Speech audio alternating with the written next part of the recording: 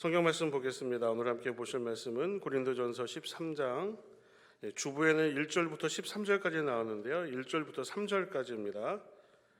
고린도전서 13장 1절부터 3절까지 말씀만 보겠습니다. 고린도전서 13장 1절부터 3절까지 말씀 한 절씩 교독하시고 3절 말씀을 같이 읽도록 하겠습니다.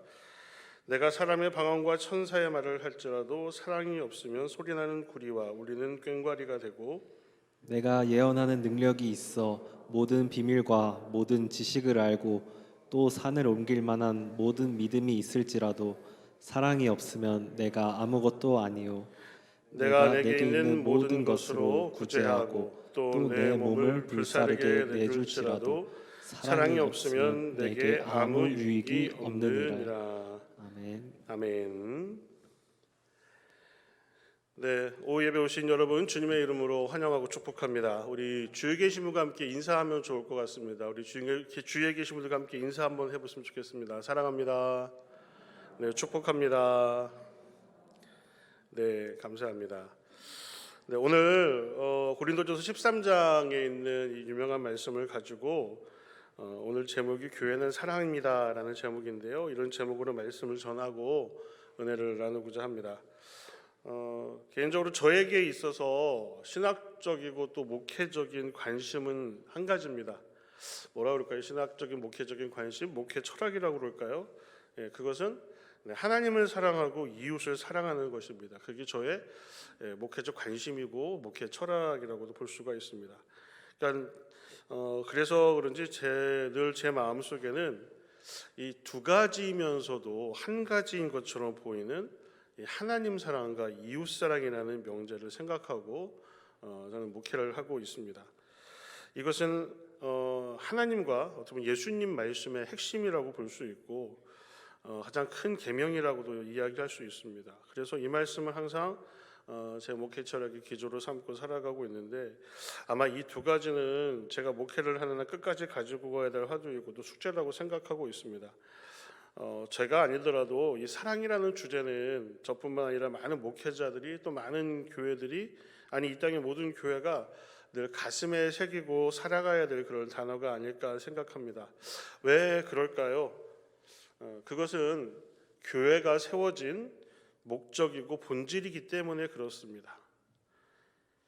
이 사랑이라는 것이 교회가 세워진 목적이고 본질이다. 오늘 이제 결론을 내리는 말씀이에요. 그럼 교회가 세워진 목적이 무엇일까? 그 전에 먼저 교회란 무엇일까 생각해 보면은, 교회는 우리 신약 성경에서 에클레시아라는 말로 표현하고 있습니다. 에클레시아는 쉽게 이야기하면 불러 모이는 것인데 모임이라고 보시면 되는데, 그럼 교회는 어떤 모임이거든요. 그럼 모임이 어떤 모임이냐? 예수 그리스도를 구주로 고백하는 사람들의 모임이라고 볼 수가 있습니다. 그러니까 예수님을 그리스도로 고백하고 예수님이 나의 구세주입니다라고 고백하는 사람들의 모임이 바로 에클레시아 교회입니다. 우리가 이렇게 모여 있잖아요. 이게 모임이잖아요. 예, 모임이고 여기는 예배당입니다. 그죠? 예, 예배당이고 우리가 함께 모여있는, 비록 예배당이 없을지라도 예수님을 구주로 고백하는 사람들이 모여 있으면 그게 교회 에클레시아가 되는 거고요. 구약 성경에서 성전이라는 개념이 있는데 그게 먼저 시나고게라고 하는 이런 성전을 얘기하고 있습니다. 근데 이거랑 교회라는 개념은 약간 다르다고 볼 수가 있어요. 근데 우리들이 보통 교회라고 이야기할 때는 예수님을 구세주로 고백하는 사람들의 모임을 갖다가 에클레시아 교회라고 보통 그렇게 이야기를 합니다. 예수님이 나의 구세주고 구원자시다라고 신앙 고백하는 사람들의 모임이라는 거예요.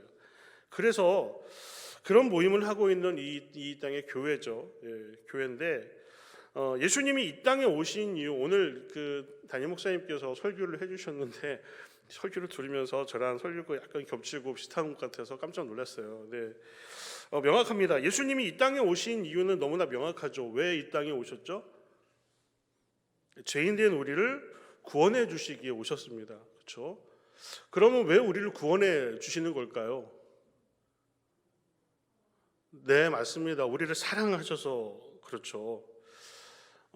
예수님이 이 땅에 오신 이유는 죄인된 우리를 구원해 주시기 위해서 오셨는데 왜 우리를 구원해 주십니까? 우리를 사랑하셔서 구원해 주신다는 거예요. 그래서 사도 바울은 로마서 13장에 보면은 이런 말씀을 하고 있어요. 9절 10절 말씀에 이렇게 이야기합니다. 하나님의 사랑이 우리에게 이렇게 나타난 바 되었으니 하나님이 자기 독생자를 세상에 보내심은 저로 말미암아 우리를 살리려 하심이라.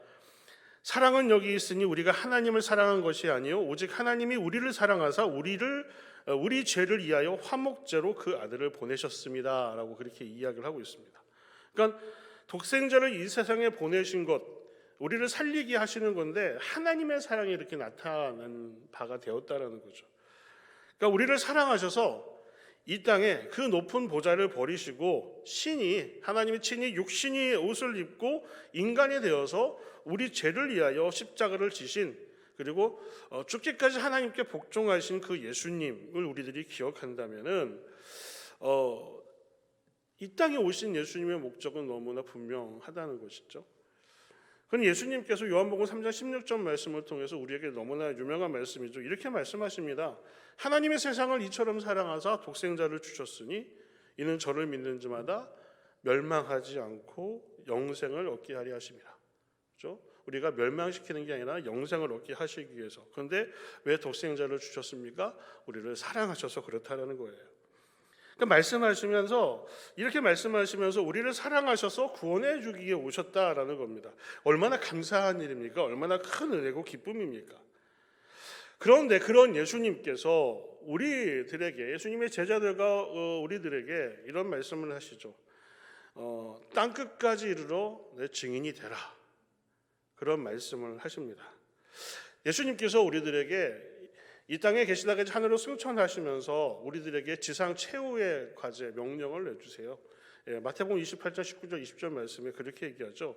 그러므로 너희는 가서 모든 민족을 제자를 삼아 아버지와 아들과 성령의 이름으로 세례를 주고 내가 분부한 모든 것을 가르쳐 지키게 하라. 볼지어다 세상 끝날까지 내가 너희와 항상 함께 있으리라. 그죠? 이런 말씀을 하십니다. 그러니까 모든 민족으로 제자를 삼아 아버지와 아들과 성령의 이름으로 세례를 주고 예수님께서 분부한 모든 것을 가르쳐 지키게 하라고 우리들에게 최후의 그 지상 과제의 명령을 우리들에게 주셨어요. 이거는 세상의 사람들에게 주신 게 아니고 예수님을 믿고 따르는 사람들, 다시 말해서 예수님의 제자들 우리 그리스도인들에게 그런 명령을 주신 거예요. 그리고 사도행전 1장 8절의 말씀에 예수님께서 승천하시기 전에 그런 말씀하시죠. 말씀드렸지만은 오직 성령이 너에게 임하시면 너희가 권능을 받고 예루살렘과 온 유대와 사마리아 땅끝까지 이르러 내 증인이 되라라고 말씀하셨습니다. 뭐가 되라는 것이죠? 증인이 되라고 말씀하셨어요. 증인이 되라. 누구의 증인이 되는 거죠? 예수님의 증인이 되는 거죠. 예수님께서 우리에게 가르쳐 주신 말씀과 예수님의 모습들과 우리에게 명령하신 것들을 가르쳐 지키게 하고 그렇게 전하는 일에 예수님의 증인이 되라고 우리들에게 그렇게 명령을 하시고 승천하신 것을 보게 됩니다. 그러니까 예수님 지상 최후의 명령은 그런 겁니다. 예수님의 증인이 되는 일인데, 그러면은 증인이 된다는 것은 무슨 것일까? 어떤 것일까? 다른 것이 아닙니다. 예수님께서 예수님의 말씀을 통해서 우리에게 보여주시고 가르쳐 주신 그 삶을 증언하는 일인 것입니다. 그러니까 우리 예수님께서 우리에게 말씀하신 그 삶, 우리에게 명령하시고 우리에게 이걸 지키게 하라고 하신 것들은 무엇이냐? 뭘까요? 네, 핵심은 사랑입니다. 사랑이에요. 네. 직접 자신의 삶을 통하여서 십자가 희생으로 보여주신 그 사랑, 그런 예수님께서 계명을 주시죠. 어떤 계명을 주십니까? 너에게 새 계명을 준다라고 말씀하시죠. 여러분, 계명이란 게 뭐냐면은 계약을 맺어서 약속을 꼭 지키도록 요구되는 규정이 그게 계명이거든요. 예수님과 우리가 약속한 거예요. 계약을 맺은 거예요. 계약을 맺었는데 그것은 지켜도 되고 안 지켜도 되는 게 아니라 반드시 꼭 지키도록 요구되는 규정이 그게 바로 계명인 거예요. 그런데 예수님께서 제자들에게 어떻게 말씀하시냐면은 그 계명을 주셨는데 그게 뭐냐? 그게 바로 사랑이라는 거죠. 요한복음 13장 34절 35절 말씀에 예수님이 제자들에게 그렇게 말씀하십니다. 새 계명을 주노니 너희가 서로 사랑하라. 내가 너희를 사랑한 것 같이 너희도 서로 사랑하라. 너희가 서로 사랑하면 이로써 모든 사람이 너희가 내 제자인 줄을 알리라. 라고 그렇게 새 계명을 주셨습니다. 자, 사도 바울도 로마서 13장 7절 8절 말씀을 통해서 이렇게 이야기합니다. 사랑하는 자들아 우리가 서로 사랑하자. 사랑은 하나님께 속한 것인 사랑하는 자마다 하나님께로 나서 하나님을 알고 사랑하지 아니하는 자는 하나님을 알지 못하나니 이는 하나님은 사랑이심이라. 이렇게 이야기하면서 11절을 통해서 사랑하는 자들아 하나님이 이같이 우리를 사랑하셨은즉 우리도 서로 사랑하는 것이 마땅하도다 라고 말씀하고 있습니다.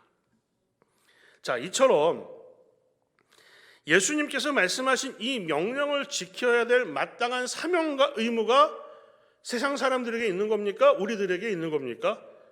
우리 그리스도인들에게 있는 것입니다. 지켜도 되고 안 지켜도 되는 게 아니란 말씀이에요. 반드시 꼭 지키도록 요구되어지는 그게 바로 계명이에요. 예. 마땅히 꼭 지켜야 될 의무와 사명, 그게 사랑이라는 거죠. 이게 예수님을 구주로 고백하는 사람들의 모임인 교회가 이 사명을 가지고 있다는 것입니다. 여러분, 이걸 그리스도인의 사명뿐만 아니라 이 사명을 그리스도로 고백하고 구주로 모시는 그런 사람들의 모임이 교회가 갖고 있는 사명이 바로 사랑이라는 거예요. 자, 모든 성도님들 다 아시다시피 그래서 이제 오늘 이제 제가 제목을 그래서 교회는 사랑입니다라고 그렇게 말씀을 드렸어요. 교회는 사랑입니다.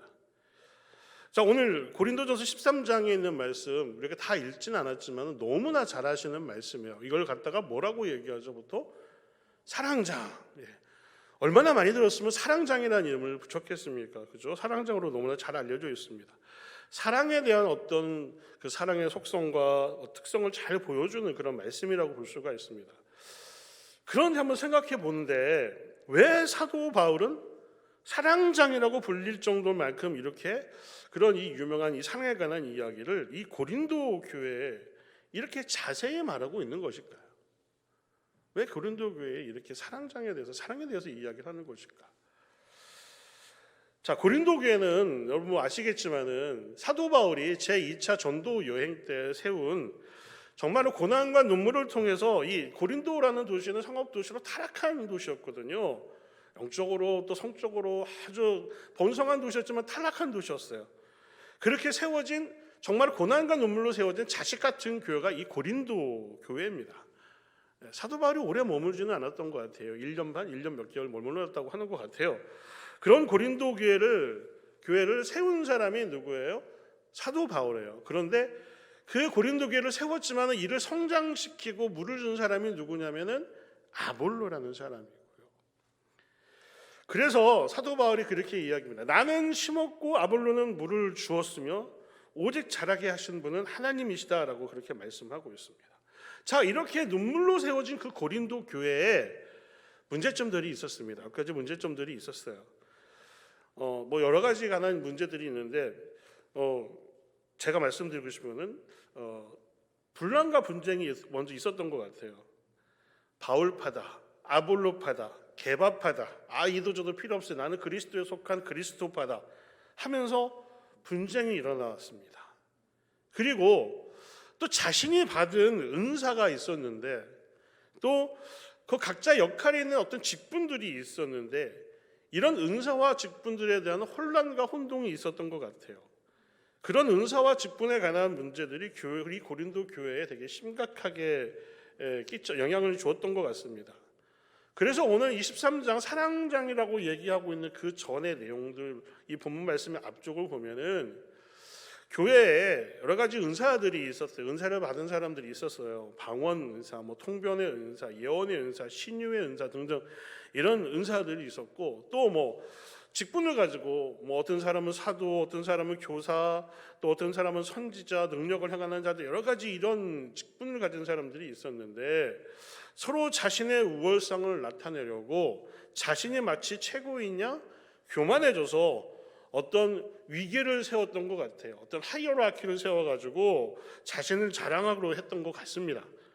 그런 고린도 교인들을 향해서 사도 바울은 뭘 얘기하냐면은 우리 몸을 구성하고 있는 지체에 관한 비유를 들면서 각 지체는 서로 유기체적으로 조화를 이루어 한 몸을 이루는 것이다. 그런데 그리스도의 몸된 교회도 각자 받은 은사와 직책들은 어떤 것이 더 중요하고 어떤 것이 덜 중요한 것이 아니라 하나 되어서 조화를 이루는 것이 교회의 유익이 되어야 된다는 것을 말씀하고 있어요. 그러니까 은사를 받고 직분을 받은 것들을 통해서 목적은 하나예요. 교회의 주의 몸된 교회를 잘 돌아가기 위한 유익을 끼쳐주기 위한 것들인데, 그렇지 않고 오히려 분란과 혼동을 가져오는 이 모습들에 대해서 사도 바울은 이야기를 하고 있는 것이죠. 지적을 하고 있는 것입니다. 자, 이런 은사는 성령으로 하나 되어서 교회의 유익을 가져와 주어야 된다는 거예요. 근데 이런저런 은사가 다 중요한 것이 아니라 사도 바울이 이제 그러면서 이야기를 하는 거예요. 여러 가지 은사와 직분들이 있지만, 자, 이것을 아우르는 더 큰 은사를 사모하라 라고 그렇게 12장 마지막 절에 보면 이야기를 하고 있습니다. 그러면서 더 큰 은사가 뭐냐? 이에 가장 좋은 길을 보여주겠다. 다시 말해서 그것을 알려주겠는데 뭐냐? 그게 바로 사랑이라는 거예요. 네. 이 사랑의 은사를, 더 큰 은사가 사랑의 은사가, 이 사랑의 은사가 다른 모든 은사를 다 덮는다는 거죠. 그 은사를 사모해야 된다라고 이야기합니다. 왜요? 교회에 복음을 전하는 일에 뭐가 되기 위해서? 유익이 되기 위해서 그렇게 해야 된다는 거예요. 자, 이제 그러면서 그게 사랑인데, 그런 사랑의 특성과 속성이 이제 고린도전서 13장에 그게 쭉 나오는 이야기입니다. 이래서 이제 사랑장이 되게 유명해진 거예요. 자, 사도 바울에게 있어서 이 사랑이라는 것은 어떤 행동을 하는 큰 원칙입니다. 그러니까 사랑이라는 것이 어떤 내적인 외적인 어떤 행동이나 어떤 뭐 이런 것들을 판단하는 유일한 기준이 뭐냐? 사랑이라는 거예요. 그러니까 사랑은 이걸 통해서 모든 나타난 어떤 사실들의 진실이라든가 또 그 가치를 가리는 영혼의 어떤 척도, 기준이 바로 사랑이라는 거죠.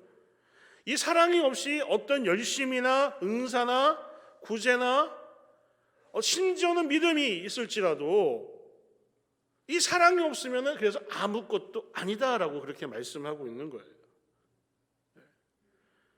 사랑이 포함되어 있는 작은 그 진실이 어떤 요란하고 크고 화려하게 비춰주는 거짓보다도 하나님께서는 그걸 기뻐하시는 게 아니라 작은 그 진실에, 사랑에 담긴 진실을 더 좋아하신다는 거예요. 다시 말해서 사도 바울이 이 사랑에 관한 이야기를 고린도 교회에 하고 있는 이야기는 뭐냐면은, 교회의 정체성이 뭐냐? 교회의 진정한 정체성은 바로 사랑에 있다라고 그렇게 이야기를 하고 있는 겁니다. 이거를 고린도 교회에 가르치려고 그렇게 노력을 했었어요. 네. 그러니까 교회라는 것이 단순한 종교적 모임이거나 아니면 자신들만 어떤 이상향을 추구하는 그런 폐쇄적인 공동체가 아니라는 겁니다. 도리어 교회는 그리스도의 사랑을 이 어두운 세상 속에서 구체적으로 펼쳐 보이는 하나님의 대리자 역할을 하는 것이 바로 교회고, 그런 영적인 유기체가 교회라는 거예요. 그러니까 여러분, 교회의 사명은 뭐예요? 목적은 뭡니까? 하나님의 사랑을 구체적으로 이 세상에 보여줘야 하는 역할을 하는 겁니다. 그게 교회가 하는 역할이고 교회의 목적이고, 예? 그게 바로 교회의 정체성이라는 거죠, 여러분. 근데 여러분, 오늘날 교회는 어떻습니까? 유럽의 교회는 진짜부터 문을 다 닫았습니다. 그리고 상징만 되어버렸어요. 그래서 얼마 전 미국의 US 투데이, 유명한 전국지죠, US 투데이에서 이런 이야기를 했어요. 유럽에서 교회가 죽어가고 있다라고 말하면서 더 이상 유럽을 기독교 국가라 말하기가 어려워졌다라고 그렇게 진단하고 있습니다. 그리고 영국의 종교사회학 교수인 스테판 볼리번트라는 그런 교수가 있는데, 이 교수는 이런 이야기를 합니다. 유럽에서 기독교는 앞으로 100년 내에 사라질 것이다, 이런 이야기를 말하기도 합니다. 여러분, 또 뭐 기독교의 대표적인 나라가 어디입니까? 미국 아니겠습니까, 여러분? 그렇죠? 미국은 어떻습니까? 뭐 다른 교단 이야기할 거 없어요. 지금 미국 감리교회가 어떤 상황이냐면은 이 동성애 관한 문제로 UMC와 GMC로 갈라지고 있다고 해요. 이게 얼마 전 굉장히 친한 이제 친구한테 미국에서 목회를 하고 있는데 그 조지아주 사바나에서 이제 목회하고 있는 친구가 있어요. 있는데 물론 이제 연락을 하면서 이야기를 하게 됐어요. 그랬더니 이제 UMC가 동성애 문제 때문에 이제 그쪽에서 갈라져서 나오려고 한다. 그래서 GMC라고 해서 뭐 글로벌 유나이티드 처치 메소디스 처치인가요? 뭐 글로벌 메소디 처치인가 뭐 이렇게 된대요. 세계 감리교회 뭐 이렇게 만들어서 이렇게 나오려고 한대요. 근데 이제 UMC가 동성애에 관한 그런 문제들에 대해서 그 강령을 지키다가 돌아섰죠. 인정을 하고 허용하는 쪽이니까 이거에 좀 보수적인 입장을 가지고 안 된다 그러면 안 된다라는 그런 이제 그 갈라져서 나오려고 하나 봐요. 그래서 UMC가 지금 분열의 위기에 처해져 있고 실제로 분열되고 있는 것 같아요. 네. 여러분, 미국 교회도 혼란이에요. 근데 한국 교회는 여러분 멀쩡하리라고 생각하십니까? 한국의 개신교회가 빨리 교회다운 정체성을 회복하지 않으면은 한국 교회의 미래가 어떻게 될지는 너무나 자명합니다. 유럽의 교회들이, 미국의 교회들이 보여주고 있는 거예요. 하나님의 그 크신 그 숭고한 십자가의 사랑을 잃어버린 교회가 된다면은 부자나 강한 자나 힘 있는 자들의 편에 서서 가난한 자, 병든 자, 소외된 자, 약한 자들을 외면해 버린다면은 그리고 어찌할 수 없다는 그 현실적인 문제 때문에 땅끝까지 이르러 증인이 되려는 사랑의 복음을 전하는 일을 포기해 버린다면은 사랑의 논리가 아니라 경제적이고 세상적인 논리가 교회를 지배하게 된다면은 세상의 효율성과 효과성만을 가지고 사랑으로 이루어지는 주님의 사역을 무시한다면은 말로만 예수님의 사랑을 외쳐대고 사랑의 삶을 살아가지 않는 성도들이 된다면은 여러분 한국 교회는 세상의 빛과 소금의 역할을 감당하기는커녕 아무런 영향을 주지 못하는 교회로 더 고착화될 수밖에 없습니다. 아니 머지않아 이제 교회는 사라질 수도 있습니다. 여러분 지금도 한국 교회는 세상 사람들에게 신뢰받지 못하고 있는 것이 사실 아닙니까?